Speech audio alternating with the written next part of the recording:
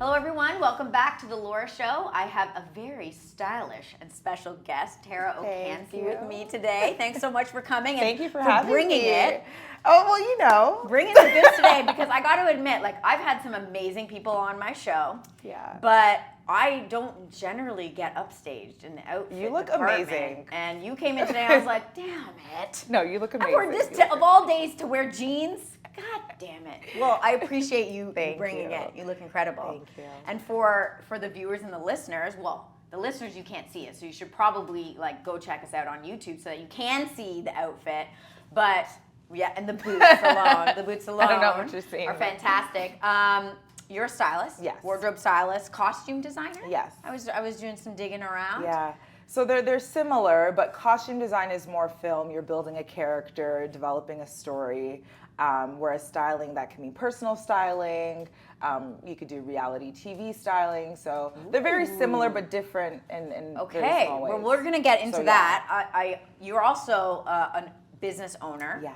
And you're the creator of a wonderful Oh my God, product. do you have it? Ah. I would not come. So, and don't look at it because it's dirty. No, it's I been literally used. use this. It's been used. I use this puppy every single day when I get ready. And I know everyone's like, what is this beekeeper situation? I'm putting it on. We're putting it on. It's beekeeper chic, okay? Beekeeper chic. Okay, everyone. So as you can see, I'm now ruining my hair for the rest of the show. But this is the Oveil. The Oveil by Yes. OKATOR. Yes. So the Oveil by OKATOR. And I got this because you and I connected, in 2021, I'm thinking? Because you purchased a real estate investment, Yes. a pre-construction condo, Yeah. and I helped you at that time Yes. with that purchase. And I remember seeing in your signature as you and I were just emailing back and forth, and I saw you probably said OKATOR or something, or business owner, and I was like, oh, like at that time I didn't have a show. It's not like I was like talking to women about their companies and their businesses, but I just clicked it and checked it out, and I was like, who is this woman that I've been lucky to talk to every day? I was just so impressed, and I was like, the next time we talked, I was like, tell me about the product. And you were like, it helps with, I should explain what the Oveil does. Yes. Which is when you're getting ready in the morning, ladies, you all know this. Mm-hmm. You feel great, you do your hair, you do your makeup. How is my hair right now? It's It so looks good. great, yeah. You do your hair, you do your makeup, feeling fantastic. And then you go to pull on that t-shirt, that sweater, that blouse. And you're like, oh God. And then you get the makeup smear all over it. And then you're trying to clean it off. And that never and then it comes makes off. it worse. It makes it worse. And now you're fucked for the day. Yeah. Or you have to change. And now the whole outfit's ruined because the makeup was based on the outfit, the hair was based on the outfit. Your collars are stretched out. It's awful. It's a nightmare. So this is to help. So you put this on, ladies, before, and any gentlemen who are putting on Exactly. makeup as well. You put this on before you throw your t-shirt over your head or whatever it is that you're getting dressed, and it covers your neck, which I like too. Yeah, because we all, some people, know, like to blend the foundation. yes, on we're the blending. neck. We're blending big time Yeah. around here. And I literally, since I got it, I have given one to my mother Oh as my well. God, that's I use it amazing. every single day. Every single You gotta day. join my team. I love Yeah. how you just like pitch my product. Like this is the first time I love it. I'm having someone on my show who's like, I actually use your shit. Yes, for I real, love for real. to hear that. And I just love that it's actually a product. I speak with a lot of people who have services because I'm a real estate agent and I also offer sales solution services for realtors and other salespeople. So I speak with a lot of service providers, but I don't necessarily speak with people who on the daily basis who have like actually created something from nothing, like a physical product. So congratulations. Thank you. Very Thank successful. You. Thank you. I want us to go all the way back at the beginning, and then we'll come back to the chic To how this beehive. came Yes. to be. Tell us about like growing up. What's your background like? Oh my God. Like what's your origin story? Okay, so I mean, career-wise or just? Sure. Well, like I get the feeling a lot of times our backgrounds, how we grew up, really led us in the right direction. It shaped us. Yeah. So maybe you could shed some light on that. Yes. So I grew up. I was raised by a single mother. I think that's like a great place to start because I think that's what has definitely shaped me into the person that I am today. And so I have always had a passion for fashion. That sounds such a cliche, but it's the truth. Passion for fashion. It's the truth. But, like, was she very fashionable, or were you like dressing yourself? So you had to get creative? But kind of not. I've just always been into fashion. Like I went to a Catholic school, so we always had to wear uniforms. and dress down days was like a thing. Like whenever there was dress down days, I'm like, yes, it's my moment to shine. And I would always come to school with like the most out there outfits, and like people would be like, what are you wearing? Like, you weren't embarrassed? No, I was like want to blend in. You know? No, I was like, I wanted to be like the center of attention. Like I would come to school with like the most craziest stuff. So there would be, I don't even know why I did this. This is so weird. But I actually came to school one day with a weave tail. So I don't know if you remember back in the day. Do you remember the foxtails? Like, remember how like people used to like have foxtails? Oh, just, like, yes, hanging yes, on? Like, yes. I don't even know why that was a thing. Yes. But people used That to have was a like thing. foxtails like clipped on their like belt loop. Or their purse or whatever. Or their purse, exactly. Or like the little pom-poms on their purse. So I actually, so embarrassing. I decided to like take like braiding extensions, like braiding hair, and like braid it and then like clip it to like my pant. I don't know why, but that's how out there I was. I'm not laughing at you. No, although I kind of am. That's pretty funny. It was like actually crazy. I wish I had a photo, but it's like I just love that, and people actually loved the way I dressed. And they were so you got a lot of positive reinforcement. I had a lot, people style just knew the type of person that I was, and they're like, "What's Tara gonna wear today? Like, what's she gonna do today?" It was like a thing. Like for my prom, it's funny because I actually got kicked out of my prom because of what I wore. Risque? So yeah, it was very risky. So it was a Jean Paul Gaultier dress. It wasn't a legit Jean Paul Gaultier dress. Let me backtrack. So it was a dupe. So like I got it made. I can't remember. It was.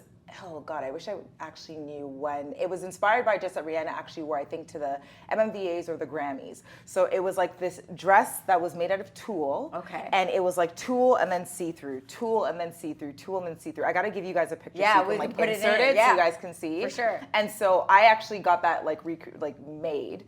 And I stepped into prom, and all my teachers and like principal was like, "What are you wearing?" Because they actually thought that I was like naked underneath, but I had a lining that matched my skin color. Yes. So luckily, I was actually going to Osega, and I had clothes in my car, but they made me put like clothes underneath my dress. Oh my God! To like, where did you grow up? In Toronto? And so I was born and raised in Toronto, and then I moved to Brampton. B-Town represent. B-Town?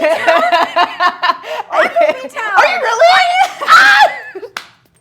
Oh fuck, God. This is gonna be so good, guys. You're in for it. I've said these go 45 minutes. That's not today. B-Town. Where in Brampton? So where I grew up. Oh my God. So it was Chinguacousy. Okay. Well, actually, I actually grew up. Chinguacousy Park or Chinguacousy the road? Chinguacousy Road. Okay. Yeah. So like, I don't know if you're familiar with like Edmund Campion, like Fletcher's. Yes. That area. Yeah. And then I moved to Castlemore. Okay. Yeah, I'm like. That's where I'm at right now. Well, where the new hospital is now. Like Bovaird and Bramalea was kind of where I grew up. Oh, nice. So yeah. Holy what shit. a small I always world. say all roads lead to Brampton. I don't know what it is about Brampton, but it's like. There's a lot of talent in Brampton, and we don't get enough credit. I certainly think so. Yeah. Hello.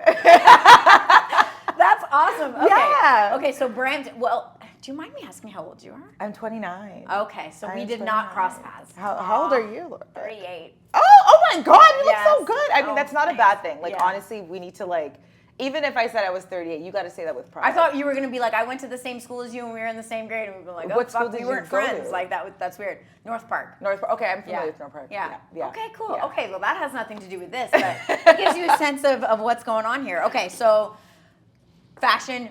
We went to our prom. Yep. Scandalous. Got kicked out. Got back. Went back in. But was it high school that you were like, I need a career in fashion, or? So funny story. It was in high school. I didn't realize how much I loved fashion until I was in high school. And do you guys remember the show The Hills?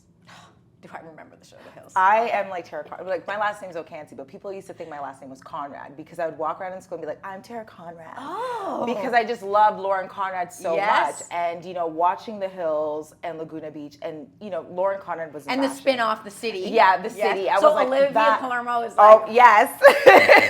I was like, I want to do that. Like, I really want to get into fashion. This is the life that I loved. Being backstage in fashion shows. I love the fact that they're traveling from like New York to LA. Meeting with different designers. The glamorous part of it, but we'll get to like the other side of it. But I was like, I want to be Lauren Conrad, and I was like, okay, like I want to pursue a career in this. Like there was nothing else that I really wanted to do. I didn't really care to get into like, my mom's actually a nurse, and at the time my sister was taking law, I believe. And my brother was still in elementary school, so I don't think he really knew what he wanted to do. But nobody was really in the creative field. Yeah. So you were kind of like. Oh, I was doing your own thing. I was doing my own thing. And like that's for some people like stability and safety and perhaps your mother was like, can we just get like a stable job? Like fashion is risky, right? She was like, nobody has a career in fashion. What are you doing? And I completely understand. Like my mother is from Ghana, right, Africa. And so she grew up, low income. She really wanted me to have a good life, and I understand why she didn't support me on my journey to get into the industry. She wanted me to be a nurse, and I'm like, I can't do that. Like I couldn't see myself in a hospital. I'm too emotional for that. I'd be like, oh my god, like I wouldn't even be able to. I couldn't do it. And so she either wanted me to become a lawyer, a teacher, or a nurse. And I remember when I was ready to graduate and I had to pick out what college or university I wanted to go to, she told me that she wasn't going to pay for me to go to school if I was going to go to school for fashion. And I was really hurt by it because, again, I didn't get the support for her at the time. And I completely understand why, so I'm not bashing my mom. Yeah. She's just being a mother. She's just looking out. She wants the best for you. She wants the best for me. She was trying to steer you, but... Yeah, she didn't see the vision, right? And she said, I'm not going to pay for you to go to school for fashion. It's just not going to happen. You're not going to get a good career. She didn't want me to... She worked so hard to get to where she was and to bring us into Canada and, give us, like, a roof over our heads. She's like, and now you're going to go, and now she's like, you're going to go throw it all away to get into the fashion industry? Yeah. And so I actually lied to her and told her that I was going to school to become a teacher. And that's a pretty big lie. That's not a white lie. That was like, because I was terrified to tell her the truth, right? And I remember she ended up seeing like a whole bunch of like fashion books in my basement, and she found out like very quickly that like, this is not, you're not going to school for what I told you to go to school for. And I was like, I had to face reality. I'm like, no, I'm not. And to be honest, this is what I want to do. And if you're not going to pay for it, that's fine. And so at a young age, I learned how to be financially independent. So she didn't pay for it. She did not pay for it. No.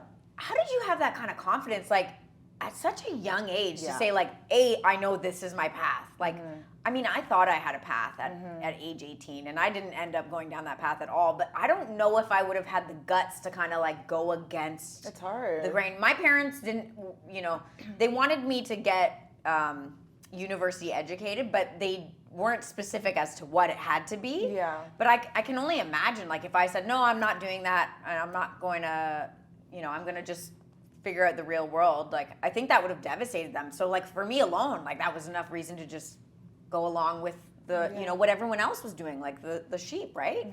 And you had all this confidence. Like was that instilled in you from her or just that kind of confidence? I think it also the type of person that I was, right? Like again, I would go into school like not even giving. So you just always I was just like I just never cared. Right. I always kind of did things my way.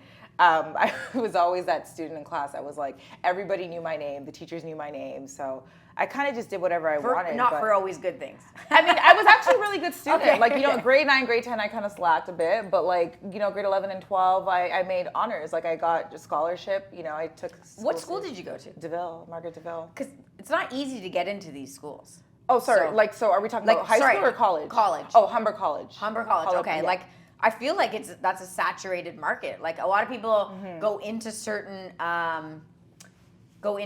subject matters, but like it's not like there's like tons of careers that always come out of them. Right? No, and I didn't even know what I was getting myself into. I just knew that I had to be in fashion. Like going back to your question, like what made me do it? I didn't want to have that regret. Like I knew that from a very young age that like I would not be happy if I went to school for nursing or if I studied nursing or became a nurse. Yeah. Teaching, I loved certain aspects of teaching, but it wasn't for me. You knew you wouldn't be fulfilled. I wouldn't. And be that fulfilled. fear of regret is like real. Like if you ever have a conversation with someone who's older and they tell you about the things they regret, like those are scary things. Yeah. Right? No one ever says, "Oh, I tried this and I failed, and that's what I regret." It's always I regret that I didn't start that business. Yeah. I regret that I didn't take that leap of faith. I regret that I didn't call that boy that I had whatever it is, right? Okay, so financially independent, you were talking about that. So how did you fund yourself? Credit card. Oh, okay. I got a credit card, and I had no idea. And they gave you one, so that's good. They gave me one. I got approved for one. You're like, these banks don't know what. I know they don't. Well, they know what they're doing, but that's a whole other story. But yeah, they gave me a credit card, and I think I had like either $5,000 or maybe I can't even remember the amount that I had on my credit card. So I actually paid for school on my credit card, and I just remember taking on like 3 jobs to like pay it off. Like, what types of jobs, like serving? So my first job was actually, it doesn't exist anymore, but it's owned by TJX, Winners Home Sense Commercials. Yeah. So I don't know if you remember the store, oh my God, Winners had a shoe store. It's not even in my head right now. Style Sense. I think it's called Style Sense. Yes, okay. I believe it's called Style Sense. And I don't know if I've been to a Style Sense. And it was Winners like, for sure. It was just a shoe store. So that's how I started off. And then they shut down. So then I went to Winners. I got transferred over to Winners, and I was a cashier there. And then that's kind of where my, fashion career, I guess, started, because I got into visual merchandising shortly after that. So it's so interesting, like a place like Winners. Like I have great memories of shopping there myself, because when you're on a tight budget, as it is, like your credit cards are maxed out. You're working 3 jobs. And now you have access to clothes. Luckily, clothes that and sometimes you find these gems in those places. Those places actually force you to have a little bit of a vision. It's not like when you go to a regular store where it's like, oh, I just want whatever's on the mannequin. This is it's like a department through, store. It's like racks. Like literally, you sit there for hours and then you find that one gem. And you're like, I can make something of this. So that's such a great opportunity for you to kind of practice your skills too. But you got into merchandising. So do they do a lot of merchandising at Winners? So I'm trying to think back. They do, but they do, because they have I can't remember the terms that they would call it, but they would have little fixtures, and the fixtures, you would have the key items on those fixtures, because they weren't hidden in the racks. Yes. And so everything was strategically placed. Everything is always strategically placed in retail. Yeah. But because I was a cashier, we had to merchandise a queue line. And so the queue line is that little, when they're you trying to get those last minute things. So that was my thing, and I took pride in it, because so you're why I spent $100 every time on my way out of the Winners. Yeah, I would be working on cash, but then at the end of the night, when we closed all, when we were done our shift, we had to clean up the queue lines.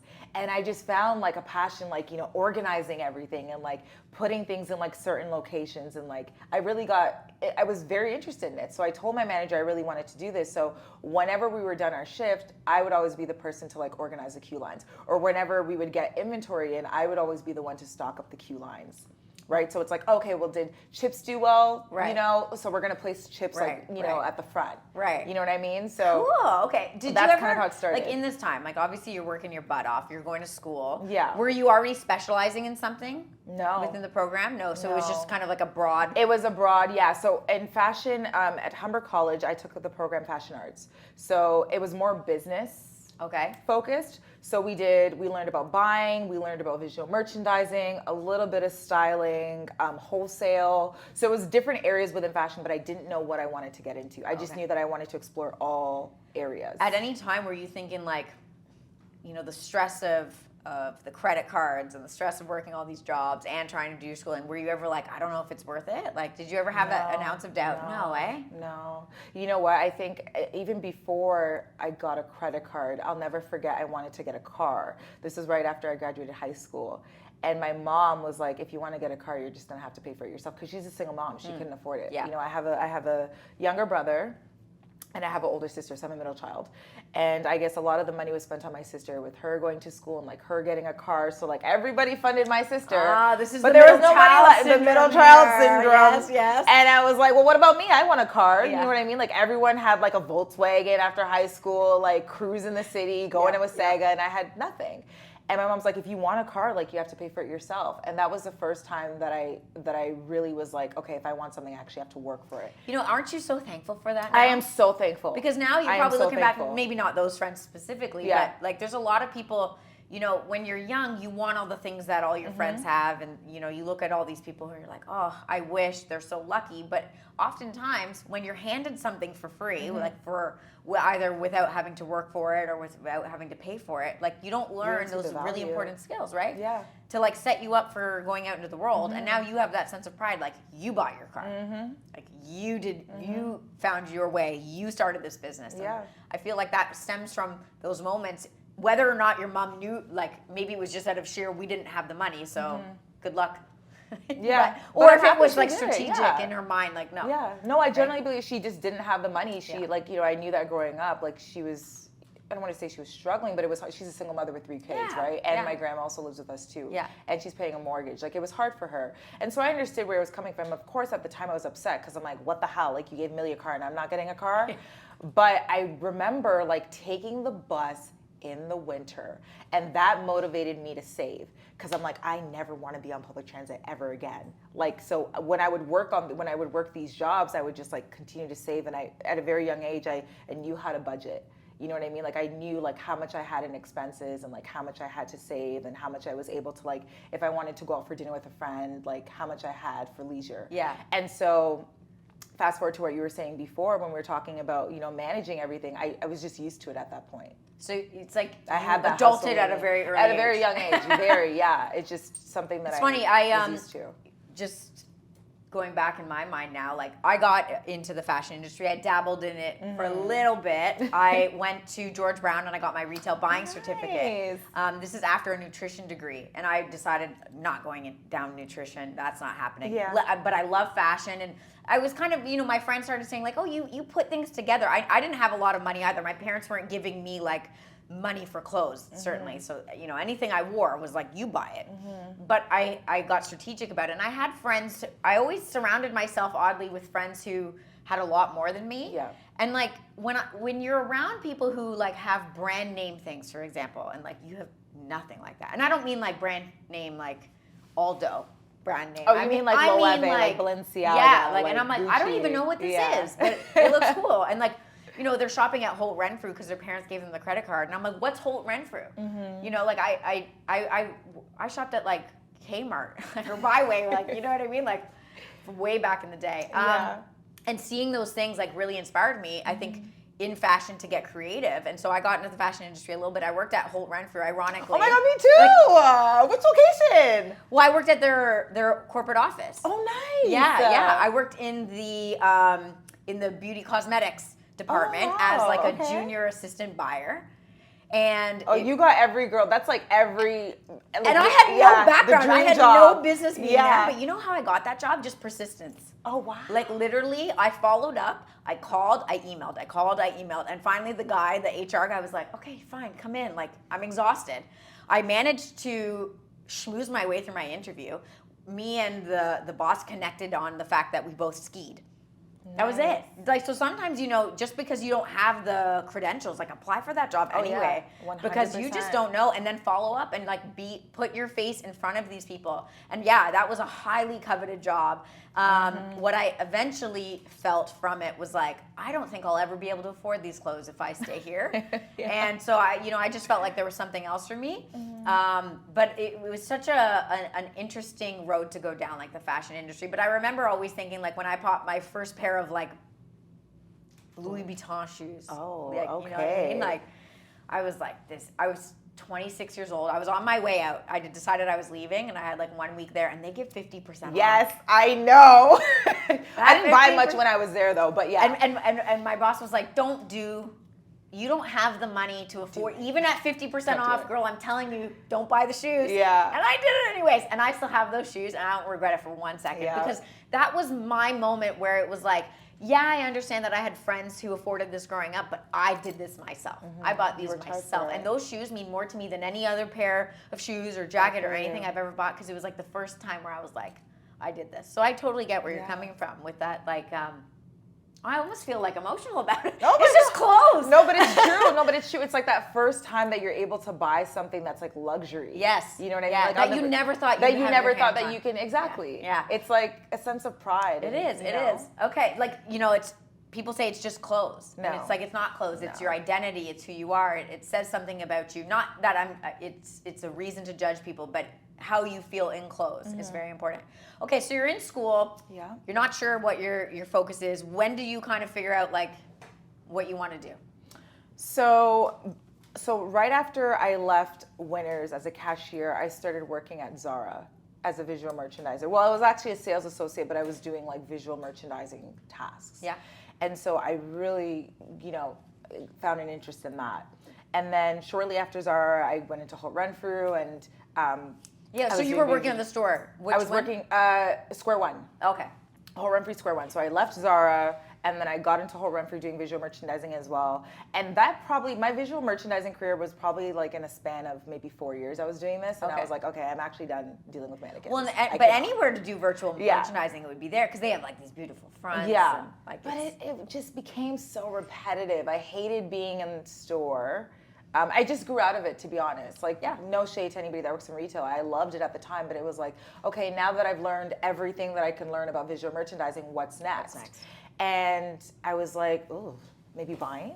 Like, that's literally what was going on in my head, because when you go to school for fashion, like a majority of people want to get into buying. Yeah. It's like, I get to go to Fashion Week, I get to travel. Yes. And it's, I get to buy. Like, we all want it to be like Rachel from Friends. Yes! But that's what I was saying when you were in head office. I'm like, because I remember being on the visual merchandising team, and all of us wanted to get into head office. Like, it was, all of us. Like, it's so funny, like, thinking back, like, I met the Olsen twins, they were there. What were those? Jonas Brothers. Yes. Like, it was pretty cool, but it's like any type of job, right? Like, it looks glamorous on the outside. I know we're gonna get into this. Like, that's totally one of those things that looks glamorous. Yeah, you have some interesting moments, but like, you realize that it's not really what it seems. What it seems, yeah. Okay, so what did you decide to do then? So, going back to what you said about how you followed up how you got into corporate is kind of similar how I got into corporate. So I utilized LinkedIn. When I was in school, I was taught to use LinkedIn to like apply for jobs. It's a great way to network. And I had no corporate experience. Like, a lot of my experience, again, was like retail, visual merchandising. There was some transferable skills, but for the most part, I never felt qualified, but I went after the job anyways. So I reached out to, like, I remember like reaching out to like 60 people, or like whatever the limit was that I was able to reach out to people a day on LinkedIn. Wow. And I would introduce myself, and I'd be like, hi, my name's Tara. I currently work at Renfrew as a visual merchandiser. However, I'd love to get into retail buying. Would you be interested in just like having a quick conversation with me, just to kind of, get an idea as to how you got into buying at, whatever place that we're working at. And a lot of people actually responded and were willing to help me out. And so I got on a few phone calls. I learned about what they did, what their daily, routine was at work. And I was like, okay, maybe this is something that I would be interested in. And then I actually asked if I can get a referral to get into TJX, Winners Homesense Marshalls, right? Because I already have that, experience working with the company. Yeah. So I was like, well, that's kind of an easy way in, because I've worked with TJX. So why not, ask for that referral? And they actually get an incentive. So I believe if you refer someone, and I think if you're there for like X amount of time, they get like a paid incentive. So they were willing to like put my name down and like refer me to like the head of department. And I remember getting a call and having to do like 3 interviews. It was kind of intense. And I got the job. And I was like, wow, okay, like, I'm actually leaving retail. This is it. Okay. Peace out, guys. Yeah. And my first day, I was like, what am I doing here? It was like, you didn't know what you were doing? No. It was like cubicles, like very corporate environment, like a desk. Yes. Like, you mean I can't? Like, I was the one that was like really dressed up. I was like literally the black sheep. Yes. And like, you thought, so that's so much. It's so funny because I left Holt Renfrew and started working for the Bay, actually. So I was there for about 9-10 months at the Bay, at their office. And I remember going in, and both companies were cubicles, but you think, I work in fashion, it's going to be fashionable. Yeah. But it's like really just a corporate office. Yeah. And like of people who are doing data entry. Like, that's exactly what I was doing. And I was the one that showed up so fashionable every single time. And I was like, she's like, Lucy's showing up in her sweatshirt every day. Like, and I'm here decked out head to toe. I thought we worked in fashion, ladies. Like, no, it's not like that at all. I was getting looks like, because I dress at, like, I love being creative, and I love, showing my personality through my clothes, and I'm very out there, and people look at me in the office like, what is she wearing? And I just didn't feel like I belonged. And I remember my first day, maybe a couple hours in, I was like, I fucked up. Like, I messed up. On your first day? My first day, I kid you not. I was like putting like data entry, like what the hell? Yeah, like, and like, like literally, like you're putting in like SKUs for people. Yeah, like, exactly. Like when at checkout, and like you have to like name the type of denim. Yes, it's like indigo denim, size small. That's like, exactly it's what I was doing. Right out of it. Yeah. And I was working in a shoe department, so I was working with like Geox, and like I wasn't working with like name brand shoes. And I was like, and I know I had that informational interview prior to that, but I still thought I didn't expect for it to be what it was when I actually got how long there. did you last there? Oh God, I got fired. Oh, thank God for that, right? Thank God. No, but this is actually a pivotal moment in my life, because I remember staying at that job. I think it was maybe like 4 months, maybe 4 or 5 months, maybe 6, to be honest. It was a while ago, so I can't. Surprised you even got that far. And like if you knew it was day bad. one. Yeah. No, but it was bad. Like I would go into work and I would cry. Like I would literally go into work, go at my computer desk, and I was being treated like the buyers, my buying team was like, they were rude. Nobody really wanted to help me out. Like other people had certain skills that I didn't have, and I love learning. I always say I'm a student. I take pride in the fact that I love to learn new skills, and so it's not like I wasn't doing my due diligence and like learning how to use Excels and spreadsheets, but there were certain things that like I needed assistance. And so I remember going into work and I would do something wrong, and like the buyers would just like, they would just get mad at me. Did they you would find like, it yell a at little me. bit catty? It was very catty. Yeah. It was very cliquey too. I was like the odd person out. Right. Like everyone was very cliquey. So whenever I'd ask for a question, I'd be scared to ask questions.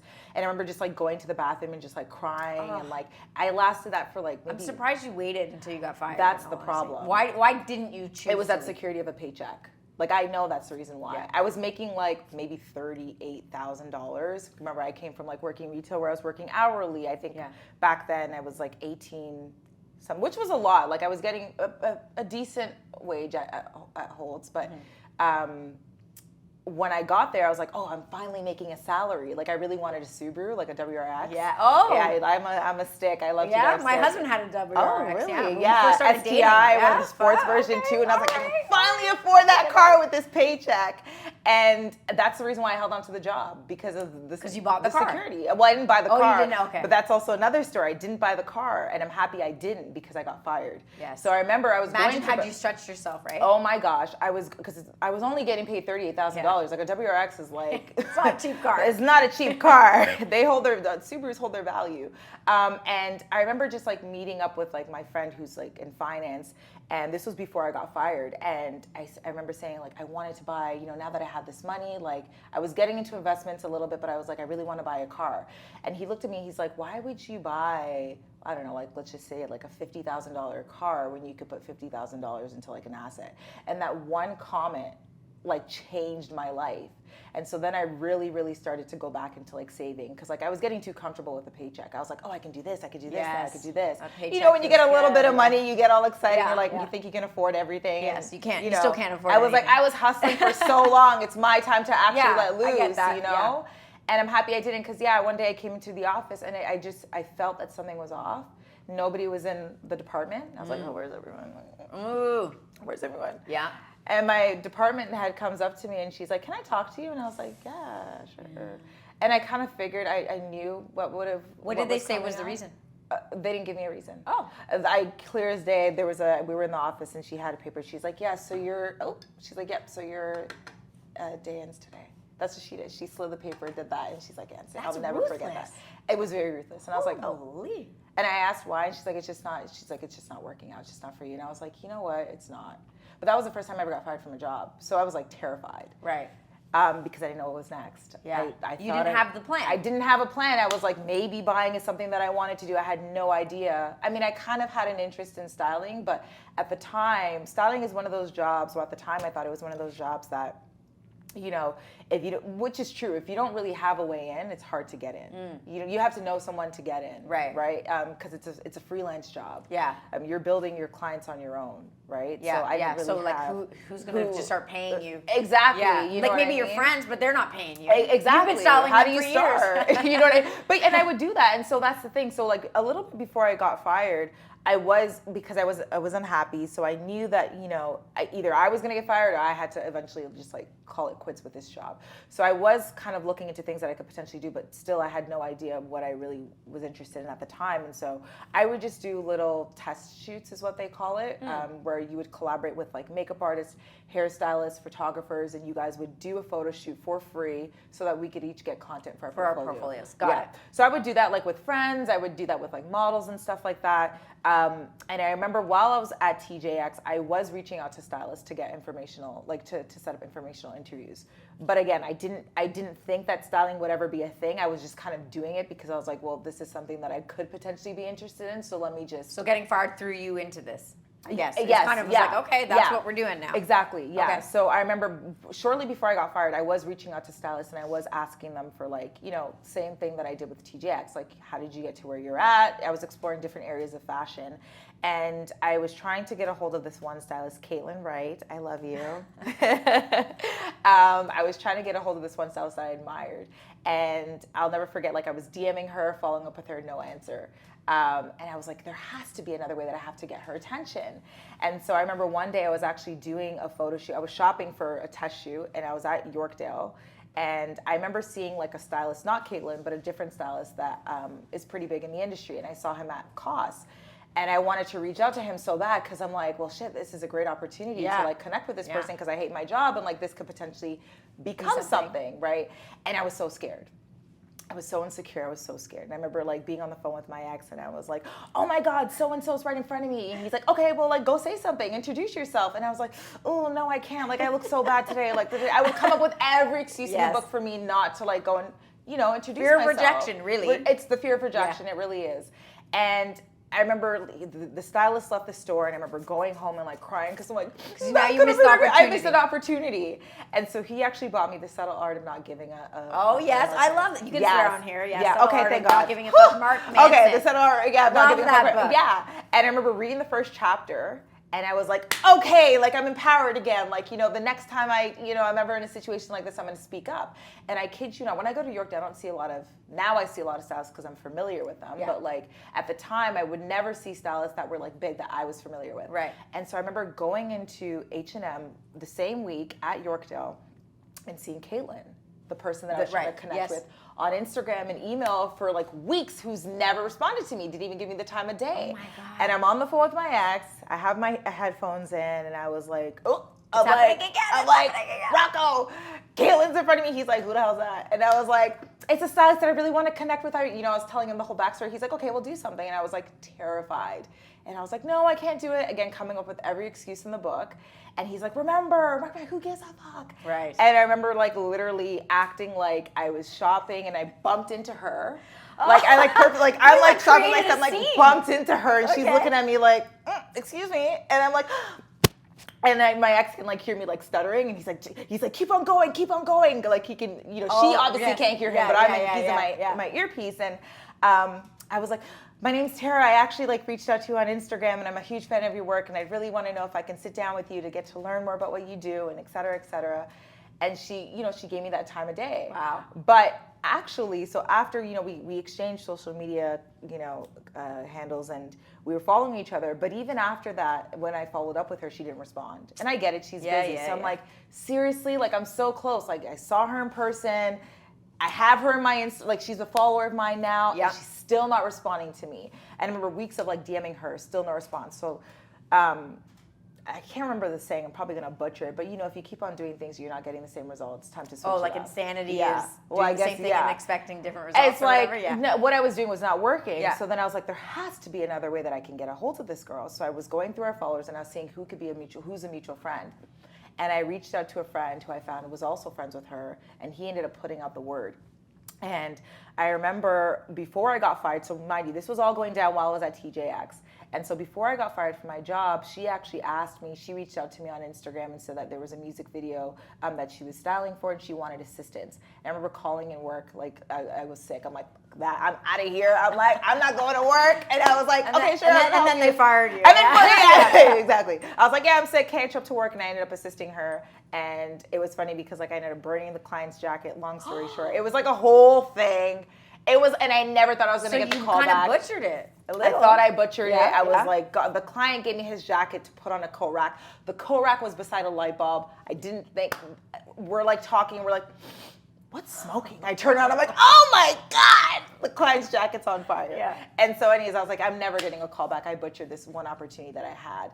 And the day that I got fired was the day that she called me back for another job. That's how my styling journey, wow. Like that's how the career started. So now you're a stylist and you're like finding your own clients. Yeah. Was that hard? No, I mean, it wasn't because first of all, I started off assisting a lot. And I think anybody that wants to get into fashion, anybody that wants to get into styling, you need to kind of put your ego aside and you have to do the hard Almost work. anything in life. Anything. You know what I mean? Just start with assisting. Like put yourself in the right place. Put yourself in the room. Yeah. Just I didn't care what I was doing. I would fetch her coffee. Stylist, they are so busy and they want to focus on like the creative side. They don't want to deal with expenses. This is a tip. They don't want to deal with returns. So I was the person that was like, let me do your returns. Right. Like Put your hand up. return. Like, I'm like, let me do your returns. Do you need a coffee? Let me go pick you up coffee. Do you want me to do expense reports? Let me do your expense reports. And I would be that person. And eventually I made a name for myself just like, if Caitlin couldn't do a job, she would call me to take over and do the job because she's like, I trust you.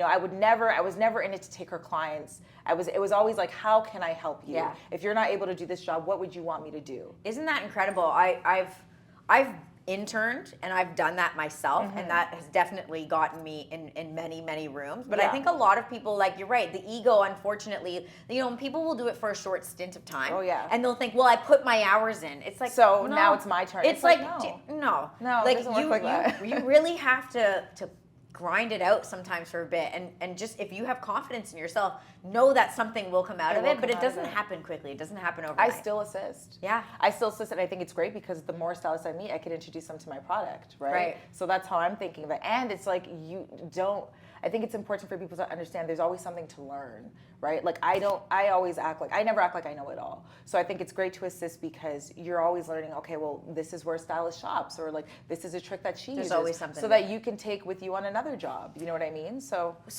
you mentioned investing. Yeah. This person who said one thing to you and that kind of like changed the game for me. Because again, why we met was because you were investing in real estate. Why did you go down the real estate investing route? And tell us about that. I had no intention of actually getting a property. So again, like I said, I love learning. That's literally all my weekends, any spare time. I'm always reading a book. I don't even own a Netflix account. I'm reading a book. I'm always good for you. Yeah.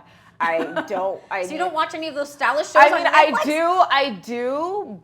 But I just naturally, love, obviously because I'm in film, I have to. Like, I'm aware of, like, the shows that are out there, but, like, a majority of my time, if you ask all my friends, like, I'm on YouTube, listening to a podcast, or on Instagram, looking and trying to find something informative for me to learn from. So, I was like, let me learn about real estate. Like, randomly, I'm like, let me learn about real estate.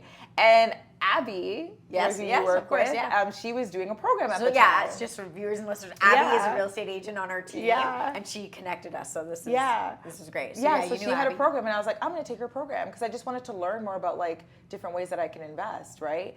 And so she ended up taking the program, and she remember saying a comment. She was like, well, you can either treat this as like, a hypothetical situation if you were to buy a property or this and that, or you could actually take this as a learning lesson and actually get a property and like, take the skills and the education that you have and apply it to, your first property. And I was like, yeah, I want to do that.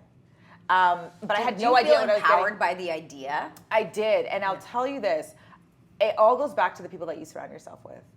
I remember, I'm still working in film, but when I would be on set, or even like when you're on social media and you would hear people talk about, it's so expensive, it's too expensive, it's impossible for a millennial or for anybody to buy a property. I'm not saying there's not challenges, but it's possible. You just have to educate yourself with, the options that you have that can allow you to get a property. And so I was kind of tired of sitting around and like listening to all the negativity, and I really just wanted to learn. There has to be a way. Like it's never a no for me. Like I always have to figure it out. No is a not yet. No, it's not yet. We still got to, you're not going to tell me I'm never going to afford a property. I'm not going to listen to that.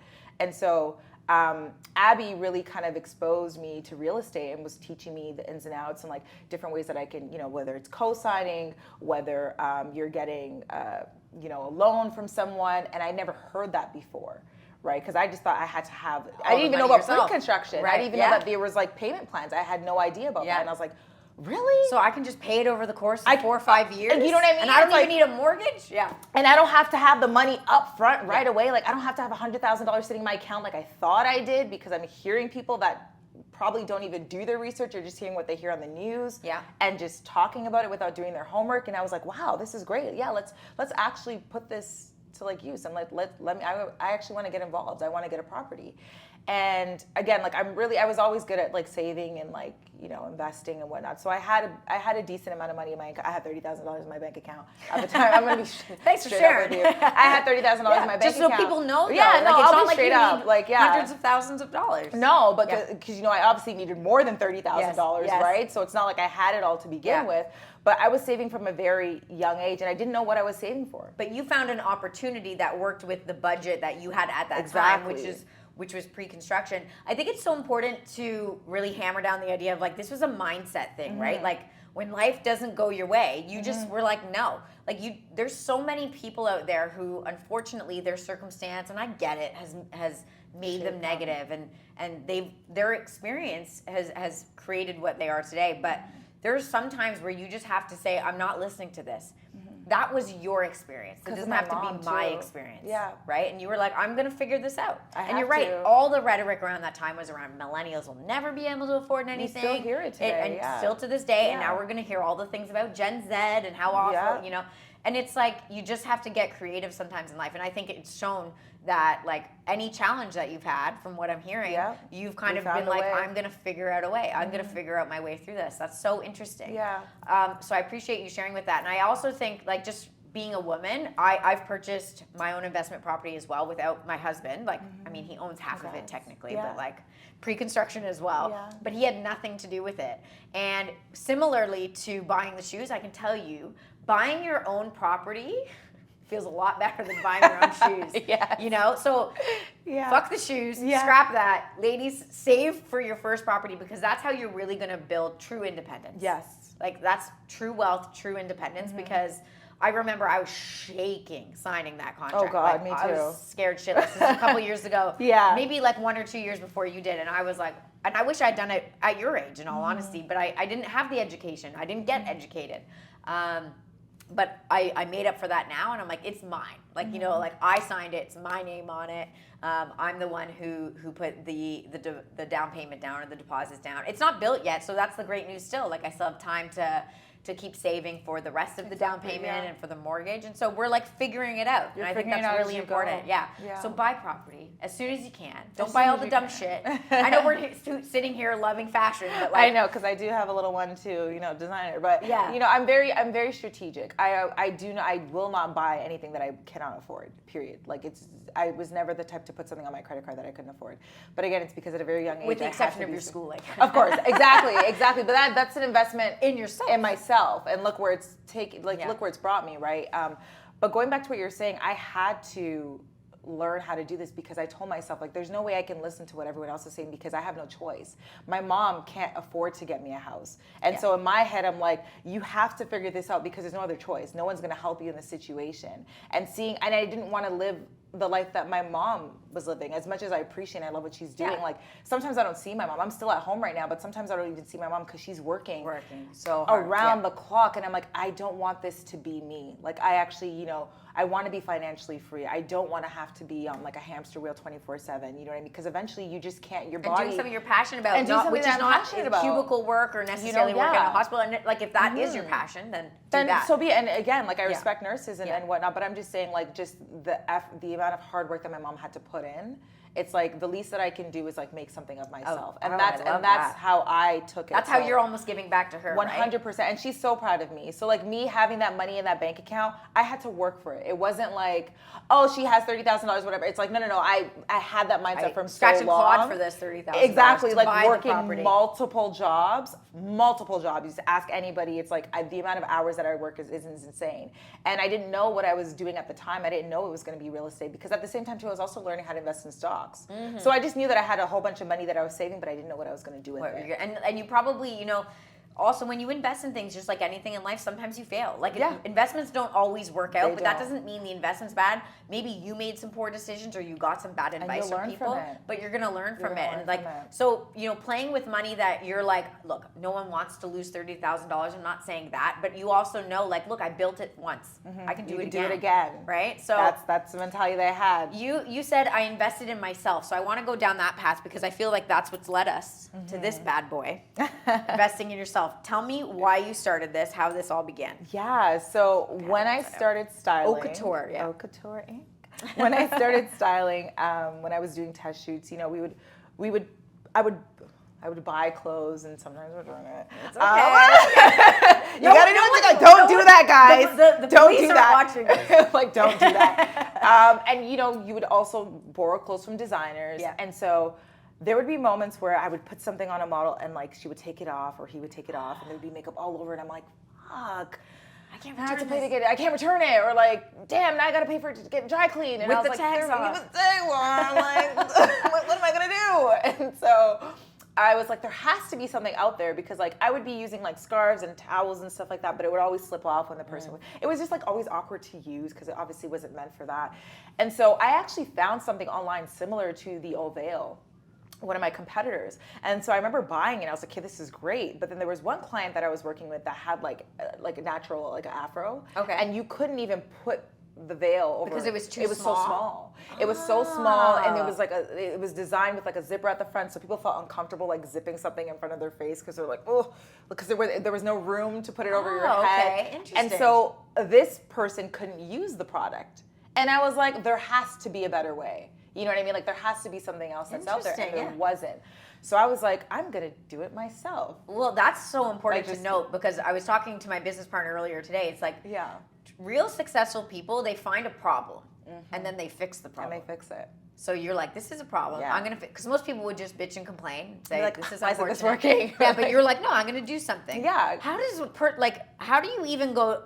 You know, everyone has good ideas. Yeah. Like, people are full of good ideas, but they usually just get stuck there because they don't even know how to take the first step. What's the first step? You're like, I got a good idea, but like, what are you gonna like go and buy fabric and sew it yourself? Like, what does a person do to get even like a prototype made?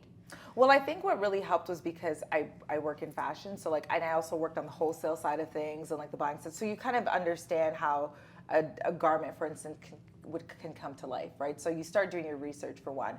So the first thing that I did was check to see if there was anything similar to what I wanted to do with the product. So one size fits all that had the bib attachment that my competitor didn't have. And there wasn't anything like that in the market. Then I was doing more market research to see, okay, well, are people even buying this product? Like my competitor's product? Is there a demand for this product? And again, the more I was assisting other stylists, see how this like kind of all comes full circle, I realized that other stylists had that same problem too.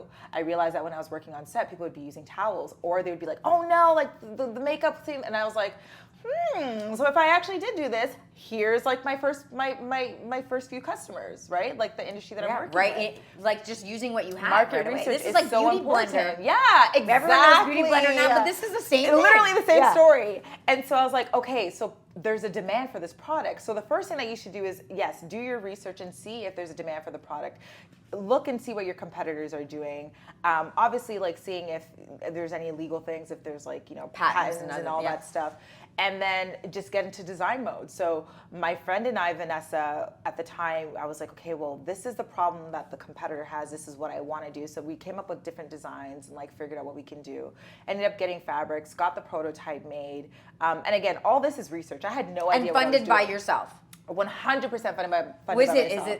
are these things expensive to do? So I always like to pay everybody that I work with. So like my friend, she gave me her invoice. She charged me for like however much like the prototype costs. The fabric, no, because like you just go to Fabricland. Okay. You know, I did like 5 samples so that when I was giving. Luckily, it out to I mean, I guess factories- this particular product, like, it's so simple. Yeah, Isn't it? It is. It's It is. hilarious. It all It's depends so on like the simple, design as well, but right? you know, it's so smart. Yeah. right? With this specific product, it wasn't, I mean, mind you, the investment on it itself, like obviously getting the stock, the inventory was expensive, but to start off, no.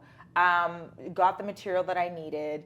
Actually had informational interviews with lawyers to see like what my problem. So that was not cheap. No, it wasn't cheap. Like pay them by the hour. It wasn't. Yeah. It was like a quick conversation, but just to kind of understand what I would be getting myself into, whether or not I should patent or not. And so, getting that information and then going on different websites to see who can actually produce the product, right? Like Alibaba, like you could even do it domestically, seeing what companies would, you know, produce a product like this and how much it would cost. And then from there, like I was building momentum. Every time I completed like a stage and, you know, my product development stage, it just gave me the inspiration to do more. Because you're like, there's like, hope still. There's hope. It's like, we doors just weren't did this. closing, yeah. Now you got to do this. You're not going to like, turn around and stop here. Right. You're going to figure it out as you go. And the more time and effort you put into something, you're like, well, now I'm not turning back. You're not turning back. So what was it? Like the first time you pitched this to somebody, was it like light bulbs in their heads? Like, yeah. So, I mean, when I gave it to Stylist, like everyone was so like, you gave them away for free just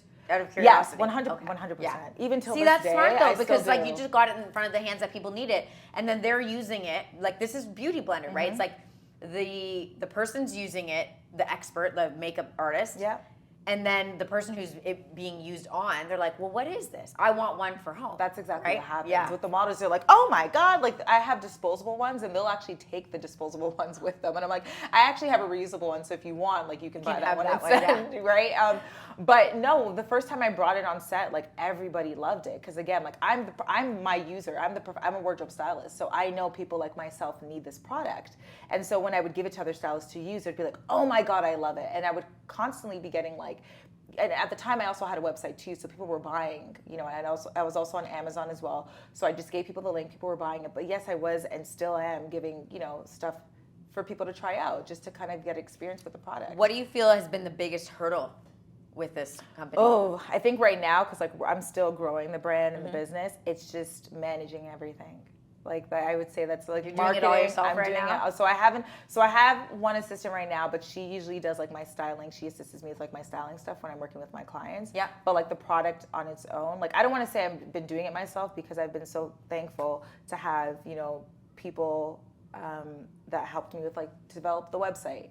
I've had even just like referrals, like, you know what I mean? Like you giving it to somebody else that helps with marketing. Yeah. And putting the name out there, even like connections. I'm in a retail store right now. So that connection was obviously, it helped because somebody introduced me to the owner of a retail store. It's funny because I think sometimes people think things are going to explode right away. No, it and they're takes like, well, I guess it time. doesn't work. It takes time, right? It's a time. journey. We're definitely gonna. I'll make sure like all the links on like Oh my where God, people you guys can are buy this are of amazing. course in the show notes. So Yeah. please go get one because like I use it every single day. I don't want to wrap it up there. I actually just want to go back and touch on something else because you said it earlier in our discussion. You were talking about the industry kind of as a whole, like the fashion industry.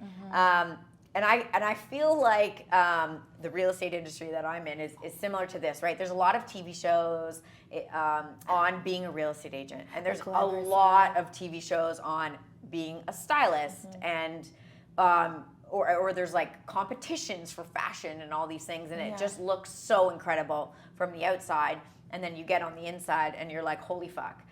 What is going on? Not what I expected. And so I kind of want you to touch on that a little bit. Like what has, people are thinking like, I want to get into the industry, but that's what they think. Like what's kind of the take home you want them to, not discourage them from doing it, but to be realistic about what you need to know before getting into the industry that you're in? It's a marathon. It really is a marathon. So like what I was saying before, it's like you really have to put in the work. Yes, there is a side of it that's glamorous, but then there's also that side of like long hours, especially when you work in film. So I do a bit of commercial, I do a bit of personal styling, but a majority of my time is spent working on TV shows. And so just to give kind of people an idea, like you're working like minimum 14, 16, 18 hours, especially as a head of department. For TV shows? For TV like, are we shows, talking if not about even more.